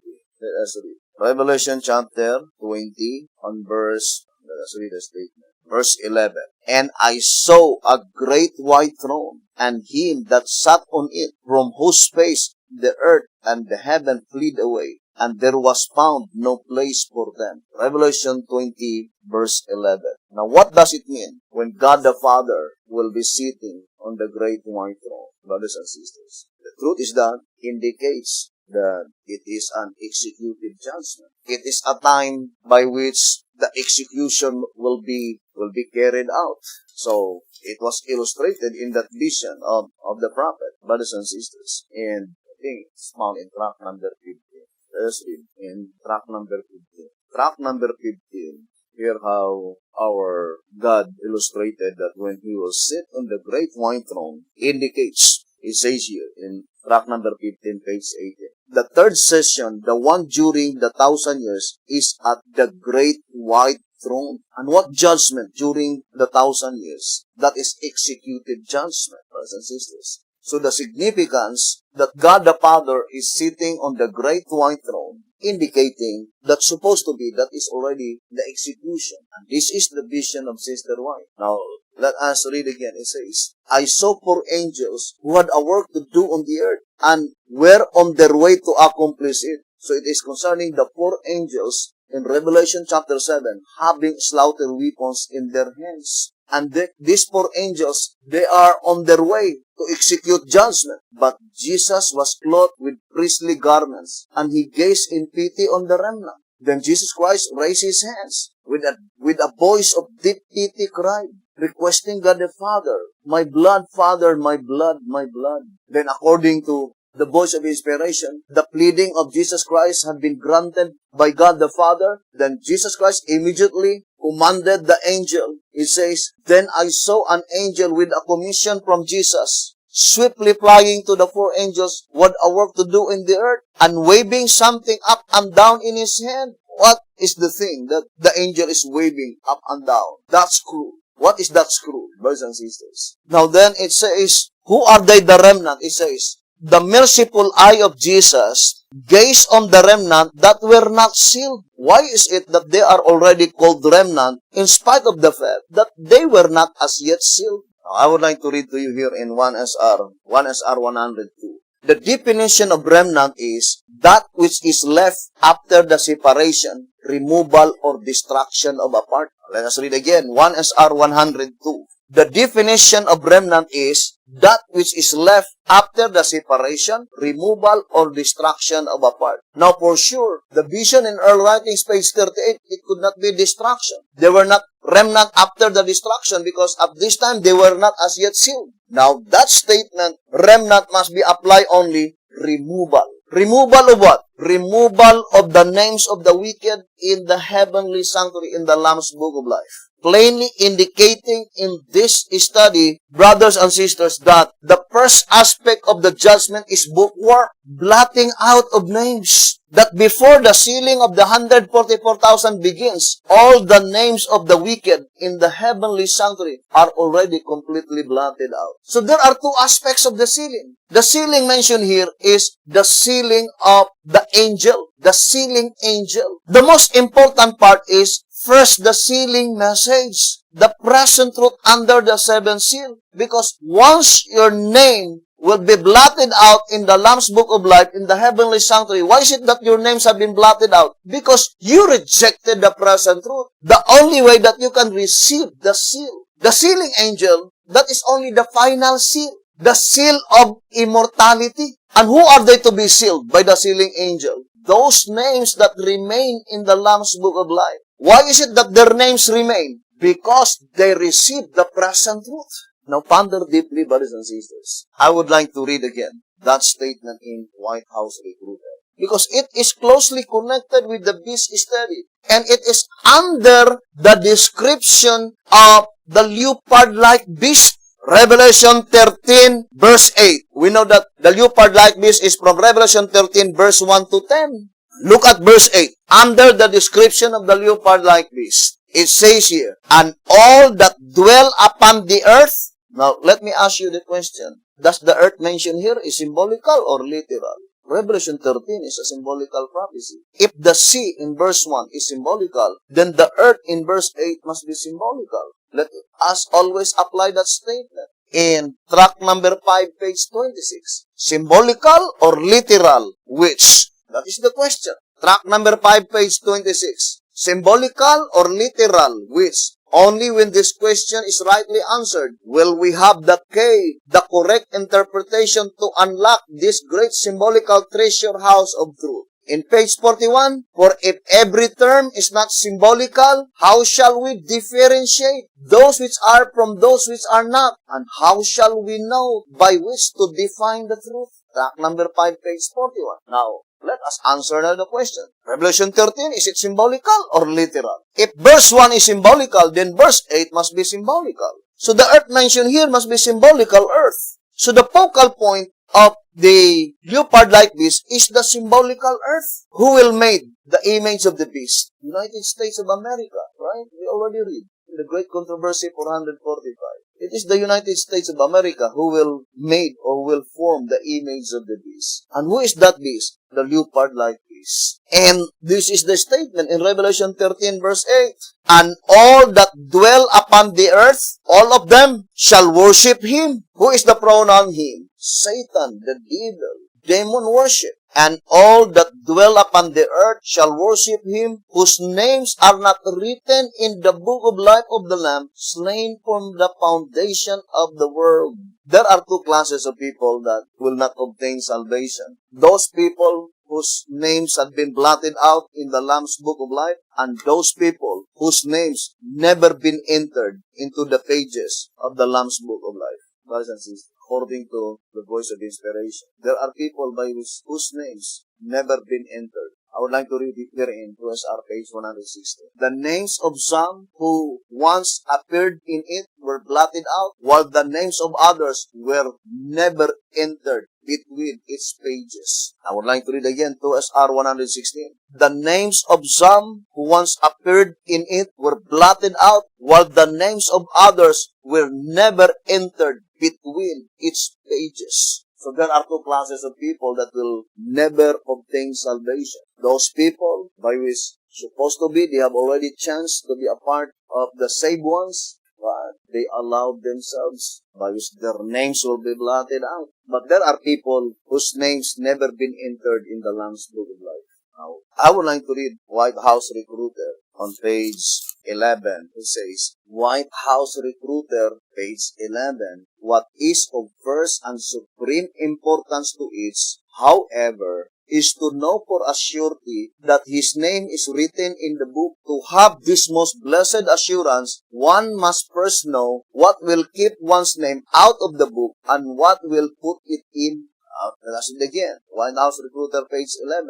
What is of first and supreme importance to each of us, however, is to know for a surety that our names is written in the book. And to have this most blessed assurance, one must first know what will keep one's name out of the book and what will put it in. The answer of, there is only one answer to that question. The only way that our names will be assuredly written in the Lamb's Book of Life and it will never be blotted out, it is by acceptance of present truth. And also, the surest way that our names will be blotted out in the Lamb's Book of Life, rejecting present truth, sinning against the Holy Ghost. According to track number 3 on page 7, that not every name, track number 3, page 7, that not every name that has been entered in the Lamb's books will be retained there is borne out with sad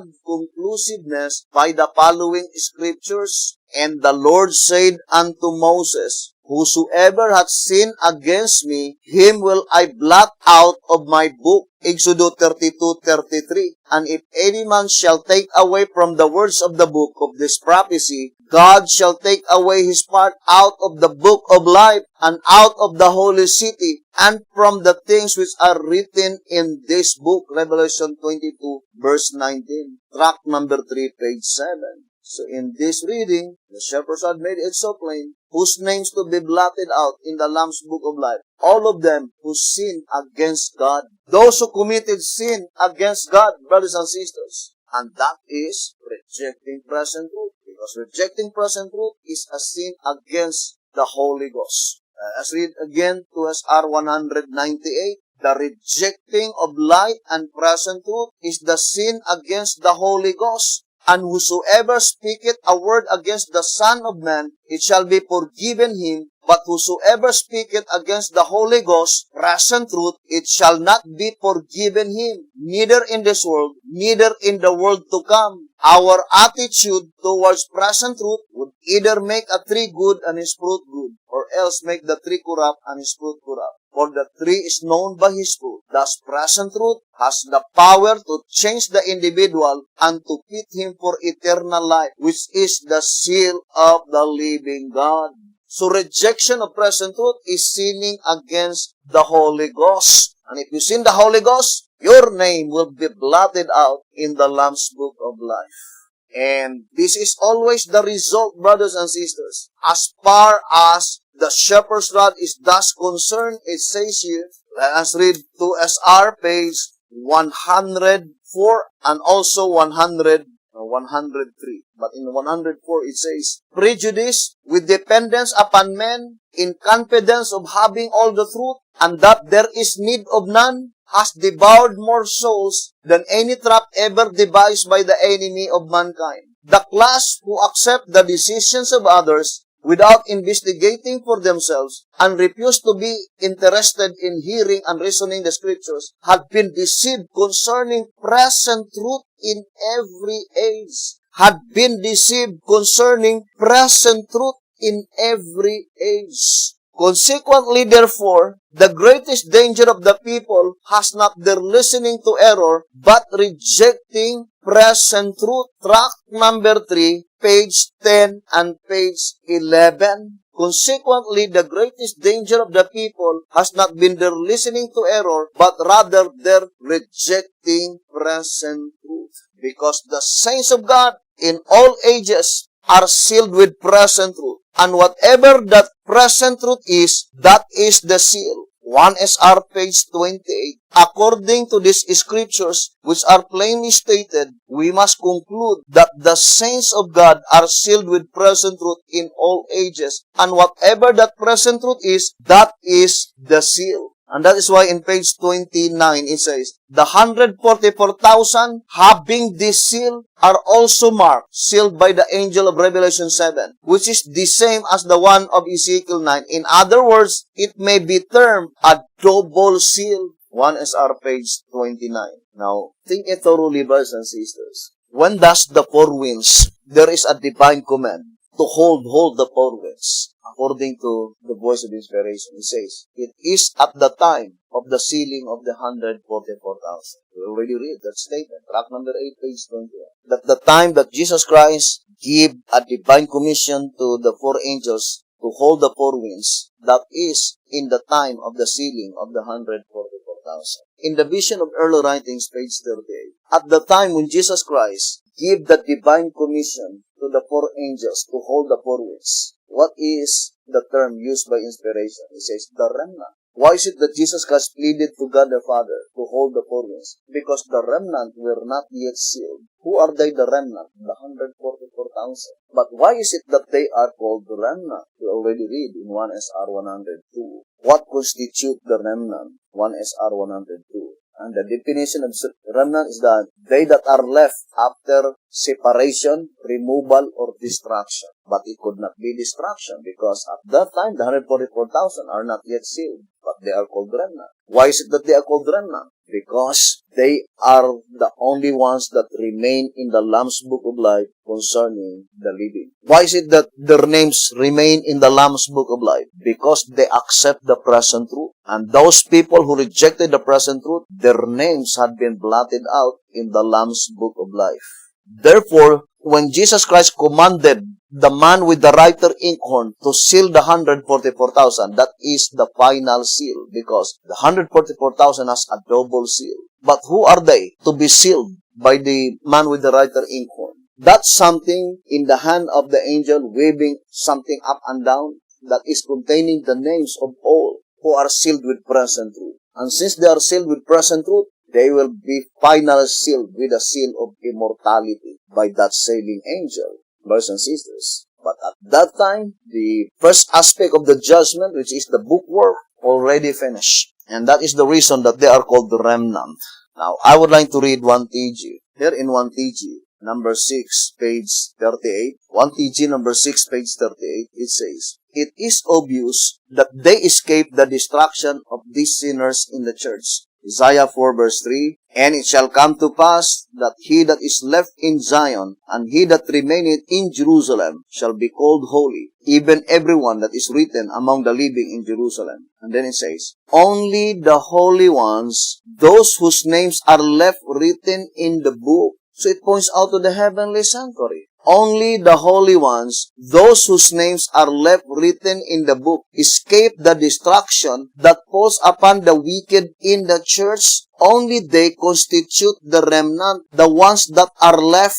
Slaughtering is the executive judgment, the material side. The spiritual side is the bookwork in the heavenly sanctuary. Who are they that will be spared from the destruction of the wicked? Only those whose names left written in the Lamb's Book of Life. Therefore, once your names will be blotted out in the Lamb's Book of Life, then you are destined for destruction. And that is why while studying the beast study, we need to connect Christ's mediatorial work in the heavenly sanctuary, brothers and sisters, because that is the two main subject of the third angel's message. Concerning Christ's mediatorial work in the heavenly sanctuary, the plan of redemption, as well as the revelation of the beast, how Satan tried to the utmost of his ability to hide from the understanding of God's people Christ's mediatorial work in the heavenly sanctuary. But I would like to use the words used by inspiration. But thank the Lord.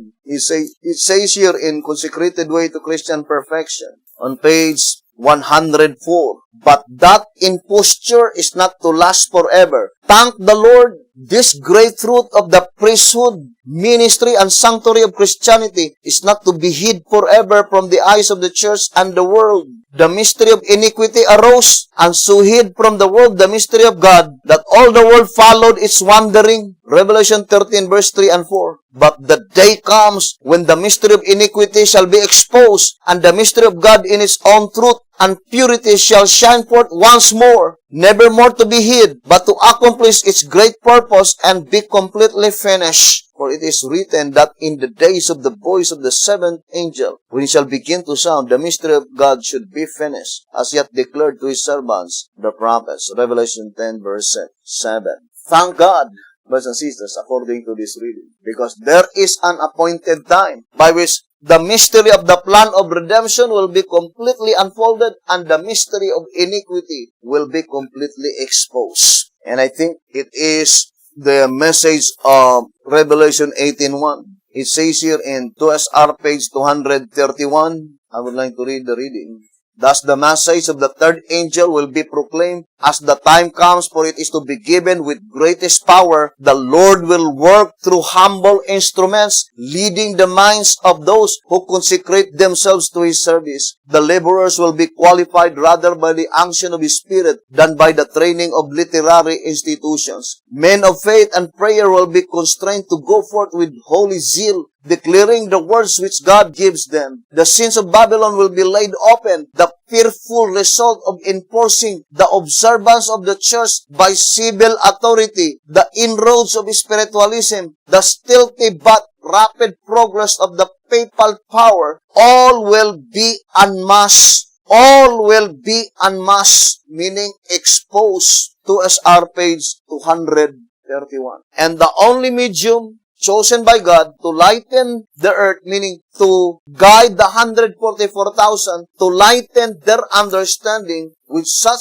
great deception, is through the symbolization of the beast and also through the types of woman and the temple. It says in 2SR page 10, while the enemy has succeeded in confusing the written word, God lightens the earth with His glory by these symbolic revelations, and by which He discloses the entire truth and at the same time uncover the traps of the devil. Thus, through types and symbols, He makes wise the simple and confound the prudent by showing that where there is no type, there is no truth. 2SR page 10. Now, brethren, do not wait until that event by which there is no more chance. If all the names will be blotted out, brothers and sisters, then there will be no more chance. Here in 1TG number 11, page 11.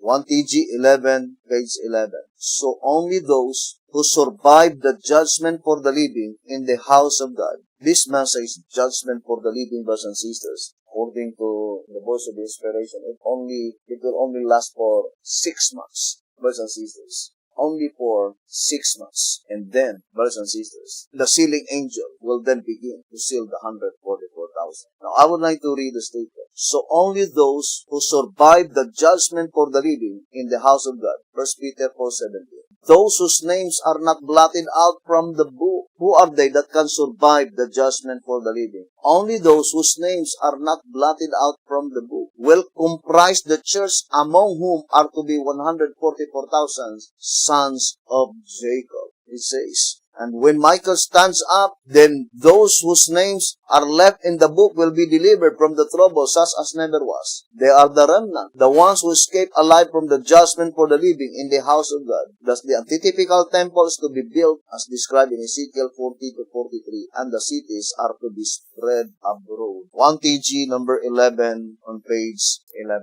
Brethren, it is high time now that we need to study the entire Shepherd's Rod publications. And it is a waste of time. We are quarreling, bickering each other, brothers and sisters, contending who is the true movement, while in reality, we are all wrong, brothers and sisters. But rather, it is high time now to to seriously deal the subject concerning Christ's mediatorial work in the heavenly sanctuary. That is the focal point of the message. And the beast revelation is only a revelation to inform us how the devil works in confusing God's people concerning Christ's mediatorial work in the heavenly sanctuary. So if we could be able to discern how Satan works, at the same time, we need also to study closely how God works, the plan of redemption. Here in track number 15, on page 57 and page 58, it says, "Thus it is that while the first four seals carry us through the periods of the day in which the works of men are made manifest, the last three seals carry us through the day of God, the day in which His truth and His works are made manifest." Now, this is pointing to the proceedings in the heavenly sanctuary, that the unfoldment of truth during the period of the first four seals is more pertaining to the manifestation of the works of men. But the works of men mentioned there is the man of sin in heaven. But in the period during the proceedings of the last three seals, that is the period that God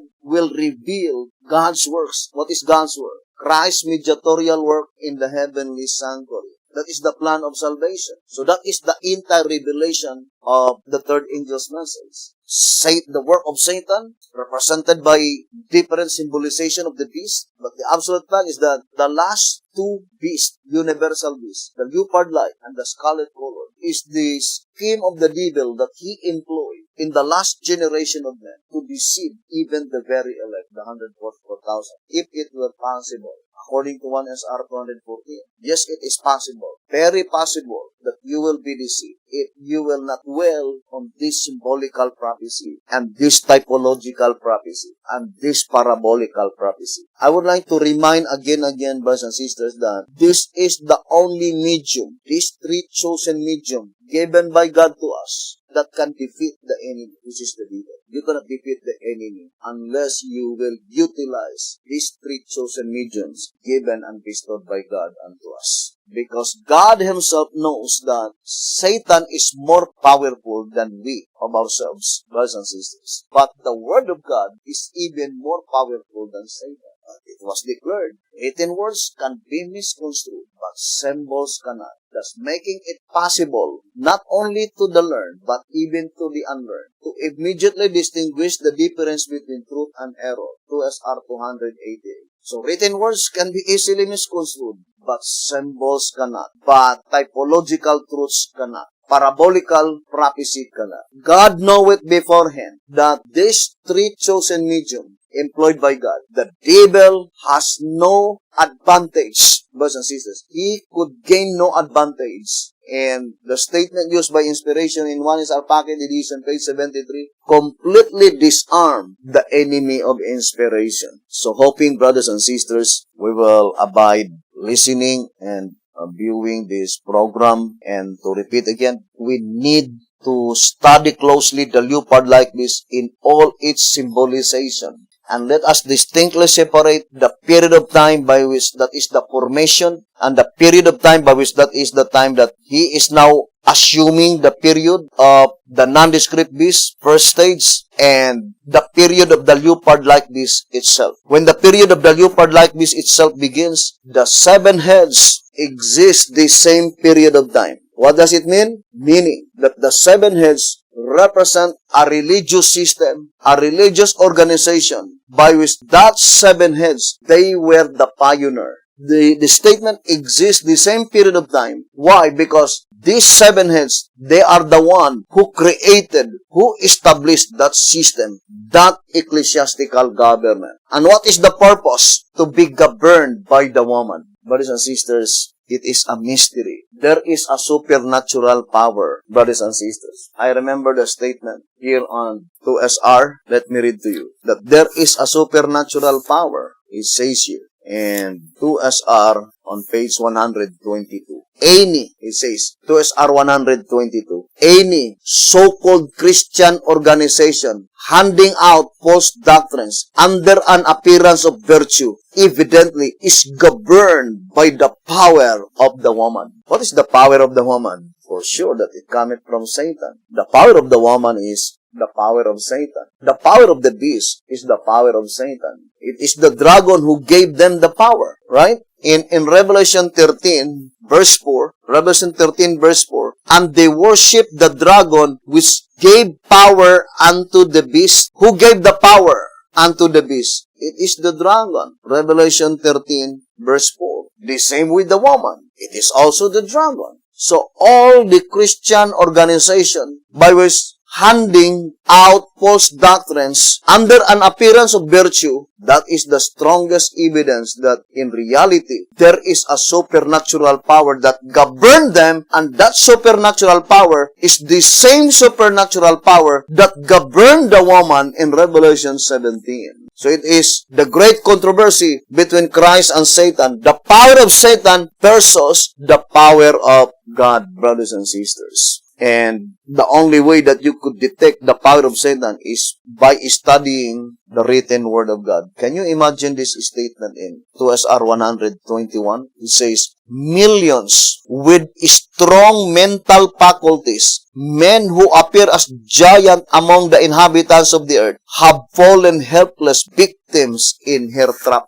I would like to read again. Millions with strong mental faculties, men who appear as giants among the inhabitants of the earth, have fallen helpless victims in her trap. 2SR page 121. And that is why B.T. Hotep says, no, our human wisdom, no, it is only black as darkness, brothers and sisters. Here in 2SR 263, my brethren, to obey the word of God and be true to principle for your own good is not asking too much of you. Will you let self and sin rob you of a crown of life? Your human wisdom and worldly knowledge will prove to be as black as darkness itself if you should allow the wily fool to rob you of the celestial bliss that should be yours throughout the ceaseless ages of eternity. Thank you very much, brethren, for listening and viewing this program. We will continue this subject on our next episode. May the good Lord bless you and have a wonderful evening.